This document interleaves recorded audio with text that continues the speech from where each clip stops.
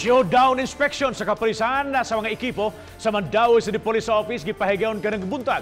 Si Chona Carion sa report. Assign? Isa itong assign? Tagsa-Tagsang gi-inspeksyon ang mga ekipo sa kapulisan sama sa flashlight, posas, armas de fuego, lakip na ang raincoat gumigan kay gipaabot nga makasinati uwan-uwan ang sugbok karong weekend. Ang ubang pulis magsulob og reflectorized vest. Mao kini ang tanang pulis diri sa dakbayan sa Mandaue nga mupatuman sa kahapsay ug kalinaw ug mga adlaw sa Gipahigayong Traslacion hangtod na sa fluvial procession.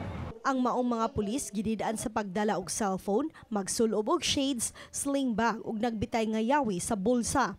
Bawal usab ang manigarilyo. In equipment and in personnel, kompleto ng Mandaue City, mo ang pinaka-purpose din na mo lang ang last guidance not to be complacent. Samtang matod ni Intoma nga gidiscourage usab ang mga balloons ug pabuto sa mga rota sa Traslacion aron kalikayan ang disgrasya. Gibanabanang moabot sa kapin 600 ka mga pulis sa dakbayan ang ipakatak ug andam na sa pag-secure sa Traslacion ug fluvial procession. Siwasan no sa ang balon, mupalit sila after na kung gibali human na sa ato ang Traslacion. Ang atong gi-authorize na diha og gitagaan og permit sa fireworks ang ato arang simbahan.